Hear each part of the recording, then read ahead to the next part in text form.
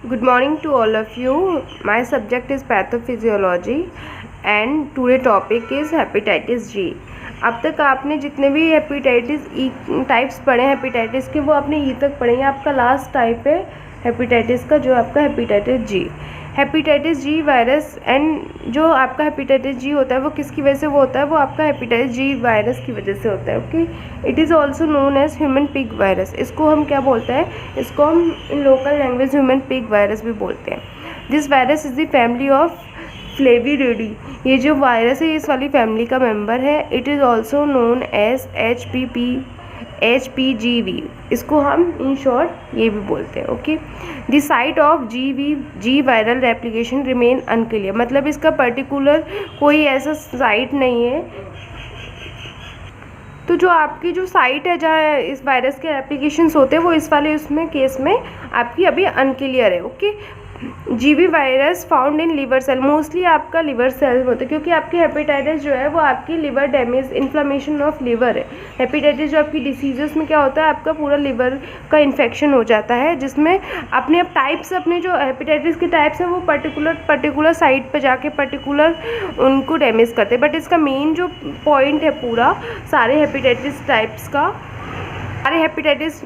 Types के जो main point है वो आपका है कि लिवर को डैमेज करना। लिवर डैमेज का मीन्स जो लिवर के सेल्स है उनकी सेल डेथ हो जाना। ओके, तो ये कहाँ पे मेनली पाया जाता है, ये आपका लिवर सेल्स में पाया जाता है। Viral replication seems to occur in monocular cell.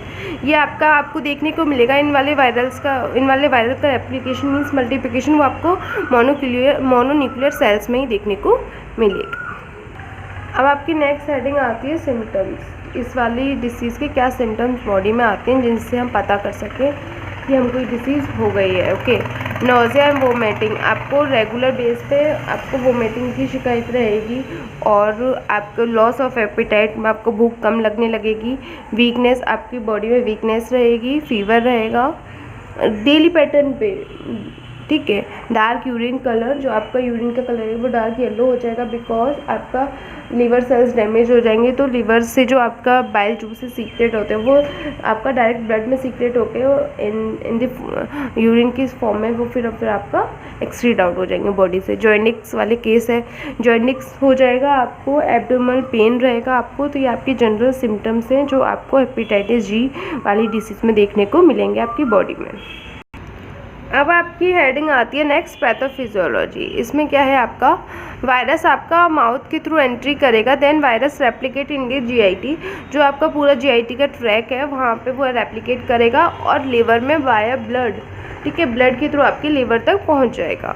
ठीक है, फिर क्या होगा, जो लिवर के आपके सेल है हिपेटोसाइट, जो आपके लिवर के सेल्स है वो वायरस की रेप्लिकेशन की वजह से इन्फेक्टेड हो जाएंगे और बट इन्फेक्टेड एज अ मतलब लिटिल पोर्शन में होंगे, पूरा नहीं होगा। जैसे ग्रुप है पूरा सेल्स का तो उसमें से एक सेल इन्फेक्टेड हो गया इन अर्लीस्ट स्टेज, ठीक है, बहुत शुरुआती उसमें। बट फिर क्या होगा, cytotoxic T cell produce during the immunological reaction cause the damage of cell. अब क्या होगा, ये वाला जो हमारा इम्यूनी जो रेस्पॉन्स है, मतलब आपका रेप्लिकेशन हो गया लिवर में, जिससे वो हिपेटोसाइट जो सेल्स हैं वो डैमेज हो गए। तो क्या करेगा वायरस, हुबहू हिपेटोसाइट से सेल का एंटीजन बना देगा। तो अपनी जो आपका इम्यून सिस्टम है वो उसको रिकॉग्नाइज नहीं कर पाएगा, वो उस सेल के सरफेस पे, देन वो उसी को इनग्लफ करने लगेगा, हमारा इम्यून सिस्टम उसी को डिस्ट्रॉय करने लगेगा, जिससे क्या होगा, हमारे और ज़्यादा हिपेटोसाइट सेल्स लिवर के डैमेज हो जाएंगे। उससे क्या होगा कि हमारा फिर जो ये हमारी अर्लीस्ट स्टेज होगी, बट हमारी फिर पूरे सेल डेथ हो जाएंगी, तो हमारी वो क्रोनिक स्टेज हो जाएगी, the end stage called as chronic stage, जिसमें क्या होगा, नेक्रोसिस हो जाएगी लिवर सेल्स की। नेक्रोसिस मतलब वो फिर दोबारा वो वाले सेल कभी रिकवर नहीं हो पाएंगे। तो ये आपकी जनरल पैथोफिजियोलॉजी है हेपेटाइटिस जी की। अब आपकी नेक्स्ट हेडिंग आती है डायग्नोसिस, ठीक है। इस डिसीज़ को कैसे डायग्नोस किया जा सकता है, तो ब्लड टेस्ट के थ्रू डायग्नोस कर सकते हैं हम इसे, लिवर फंक्शन टेस्ट के थ्रू एंड लिवर बायोप्सी के थ्रू। ये आपके 3 जनरल पैरामीटर्स हैं हेपेटाइटिस जी के डायग्नोस्टिक के लिए। ब्लड टेस्ट में हम उसकी ब्लड काउंटिंग वगैरह देखते हैं पूरा। लिवर फंक्शन टेस्ट में लिवर के proper enzymes, proper juices secret हो रहे हैं पर्टिकुलर डेट से कि नहीं। लिवर बायोप्सी में क्या होता है कि एक पर्टिकुलर लिवर का टिश्यू सेल लेकर उस पर फर्दर एग्जामिनेशन करते हैं कि लिवर कार्सिनोमा होने के चांसेस तो नहीं है आपको, मतलब लिवर कैंसर होने के चांसेस तो नहीं है। तो ये सारे जनरल पैरामीटर्स हैं जो हम हेपेटाइटिस के लिए करते हैं डायग्नोस्टिक।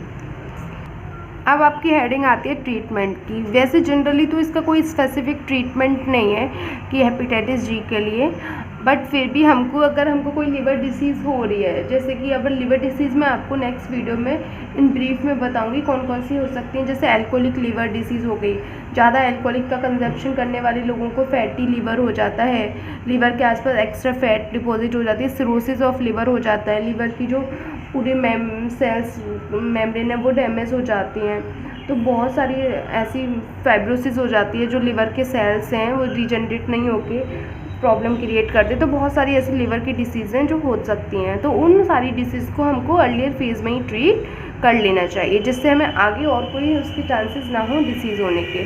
एट लास्ट फिर आपका लिवर ट्रांसप्लांट का तो बचता ही है ऑप्शन। वैक्सीनेशन भी है वैसे। तो ये आपके जनरल ट्रीटमेंट हैं हेपेटाइटिस के लिए। हेपेटाइटिस के सारे पार्ट्स कंप्लीट हो गए, ABCDEG। ओके, अब आपका जो मेन था वो क्या था, hepatitis infection of the liver cells.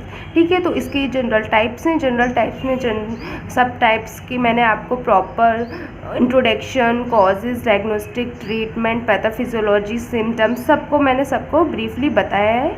आप ये वाले यहाँ पे टाइप्स फिनिश हो गए। अब हम कल से नेक्स्ट आपकी लिवर डिसीज़ स्टार्ट करें।